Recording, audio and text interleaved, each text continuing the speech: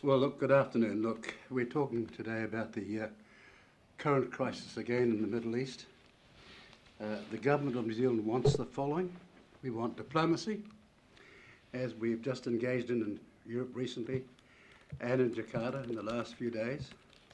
We want de-escalation. We want a two-state solution with Israel and Palestinians living in peace and security side by side. We want peace and we want balance and calm, and the fact and acknowledge that the problems in the Middle East don't come from one bad actor alone. What we don't want is military conflict and escalation. We don't want New Zealanders in harm's way. We don't want a nuclear Iran. We don't want civilians starving or dying in military conflict. And we don't want Hamas holding hostages and tyrannising Palestinians. And we don't want Israel occupying Palestinian lands. Any questions? Mr. Peters, were you surprised the situation has reached this point where Israel did attack Iraq? Well, in terms of what they say is a preemptive action, yes, we were surprised, but then not totally in that context. Can you elaborate a little? What do you mean not totally? Well, there had been talk of that, but not in the way the New Zealand government was remotely involved in or aware of.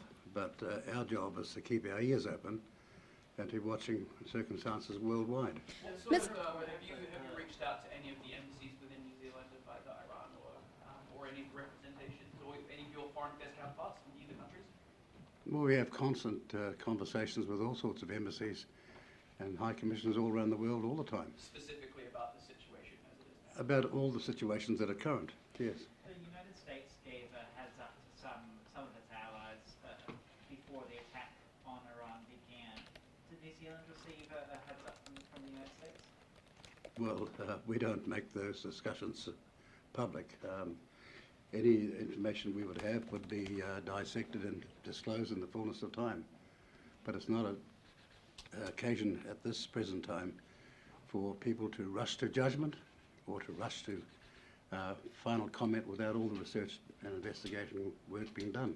Mr. Peters, do you have an update on how many New Zealanders are in Iran or Israel, and at what point New Zealand might consider a repatriation flight? Well, we've got 50 registered in Iran and we've got 80 in Israel. We can only say that we have, for considerable time, alerted all New Zealanders to the circumstances there that could be of endangerment to them, and we've done our best to keep them all updated, those who are registered with us. What would be your message, Mr. Peters, to New Zealanders in Iran and Israel? Well, it's not the first time we've said, look, this is a very potentially dangerous circumstance, and if you can possibly be removed from this arc of danger, then get out of it. Have you heard any reports of New Zealanders being harmed within this arc of danger?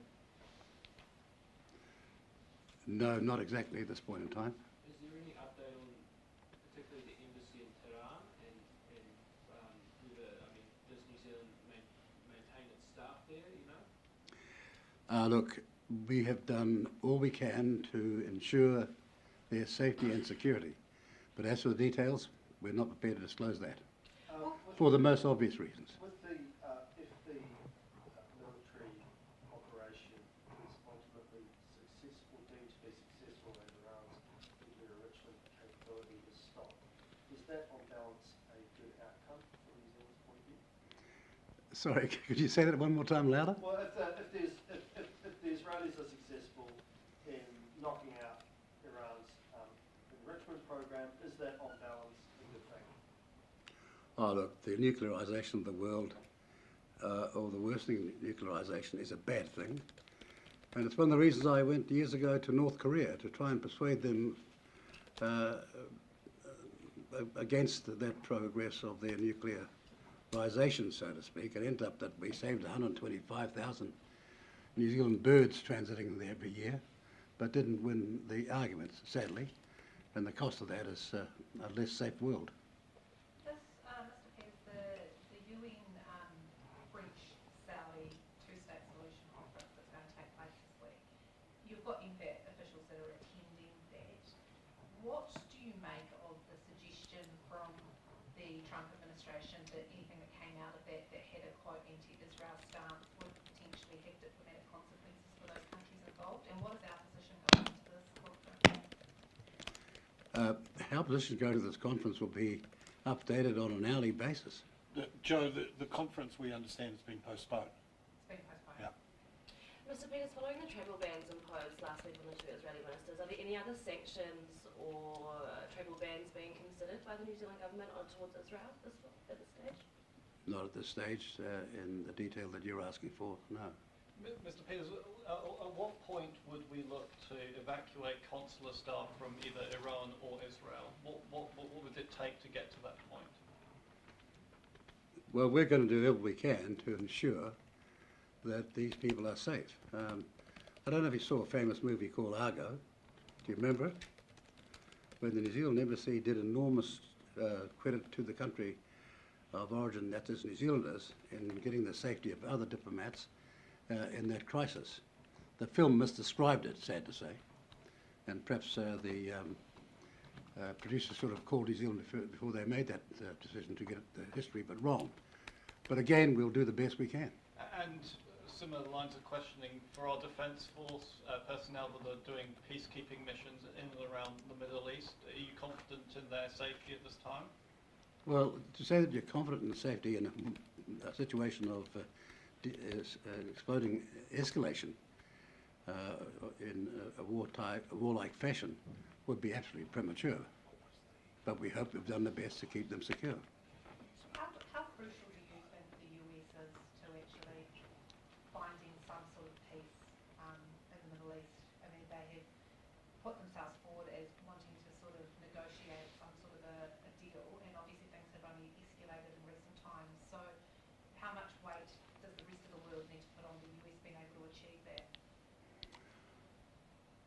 That is a very, very complex question. We would hope as much as possible weight can be placed behind their involvement. Would New Zealand be concerned if the United States entered the war or participated in military action in Iran? Well, I don't know why that question arises in the first place. There's been suggestions from the Israeli government that they'd like the United States to be involved. Well, look, the American president has spent a lot of time saying that he wants peace. Have you had any discussions or conversations with US officials following their condemnation of the sanctions we applied against Israeli ministers? We have constant discussions with all of our international contacts from all around the world, and of course the US is no different. Specifically, what did you discuss, or have you discussed? Well, again, we can't disclose what we discuss there. These are very, very important talks and conversations, which, as you know, when it comes to diplomacy, requires a thing called confidentiality. Otherwise, it will not happen in the first place. The Prime Minister is heading to NATO. Have you been involved in preliminary conversations at a ministerial level ahead of NATO in terms of what will be on the agenda and how much this will play a feature in it, or do you think it will be more about what's happening in Ukraine, for example? I've been involved since I've become the Foreign Minister for the third time, yes. And I've been there myself. Can you talk to, I guess, how much this will feature on the NATO agenda next week? Well, I think you'd better to ask the Prime Minister that. He's the one that's going this time, not me. Well, no, but you're here and he's not. Well, he's still here in New Zealand, isn't he? He's not as accessible as you, clearly.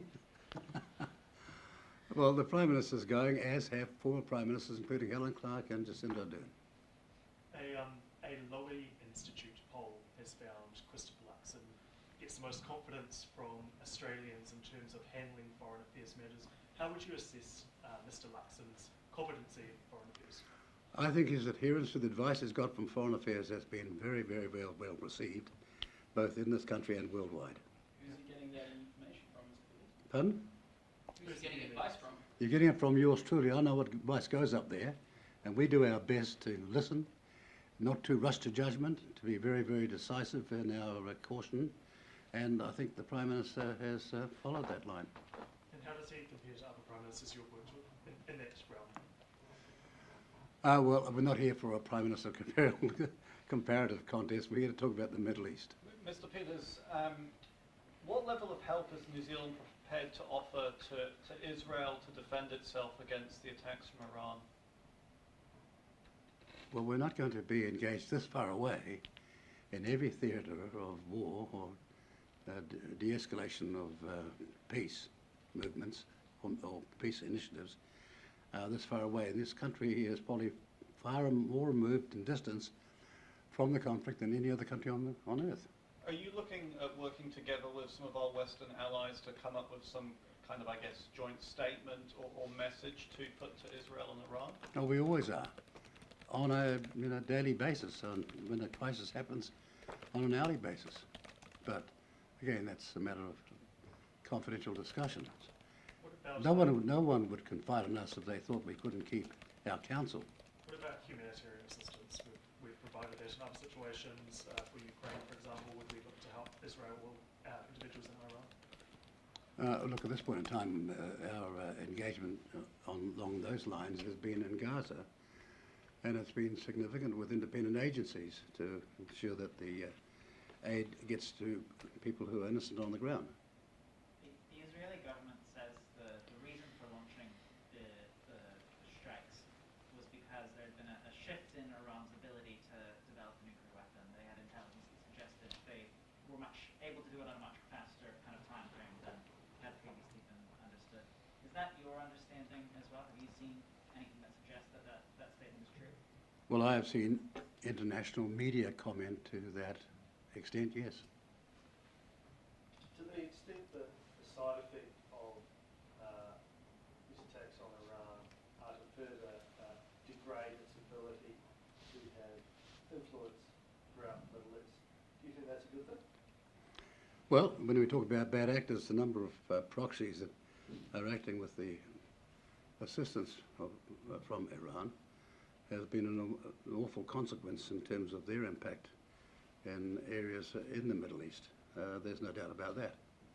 And that's a consideration that all governments must have when considering the crisis that's happening now. Would you consider Iran to be one of these bad actors?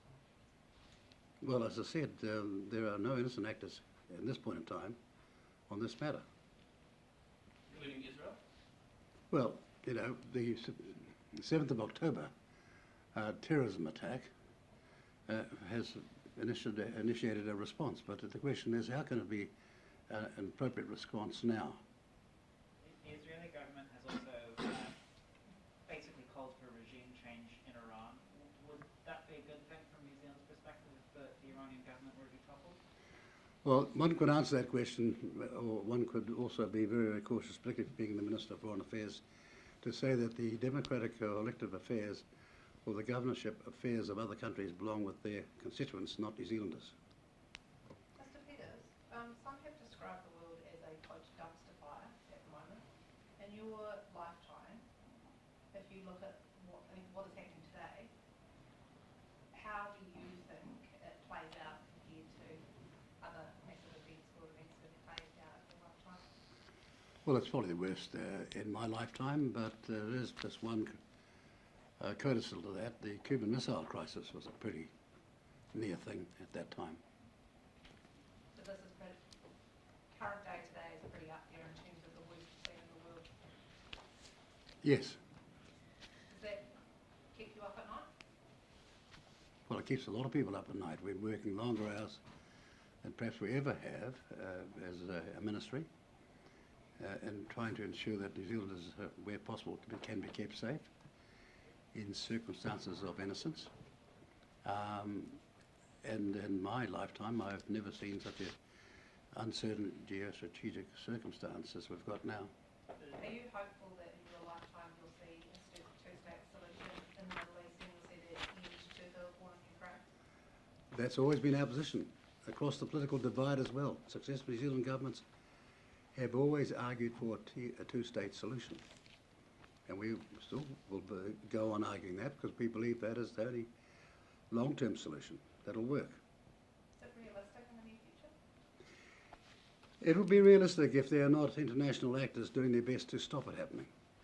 The US president has suggested that Vladimir Putin might be able to mediate a deal in the Iran-Israel conflict. The French president says that he's not the right person to do that given his own invasion of Ukraine. Do you think that Vladimir Putin would be the right person to mediate a cease in hostilities? We hear a lot of comments from all sorts of people all around the world. Sometimes it's wise not to say anything. One more question? Got to go. May I ask your reaction to the latest on Trump's travel ban? He is considering adding Tonga, Tuvalu and Vanuatu to the travel ban?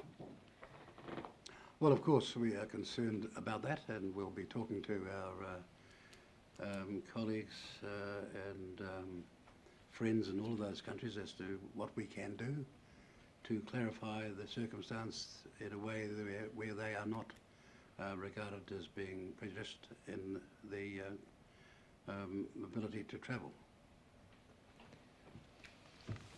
Thank you. Thank you.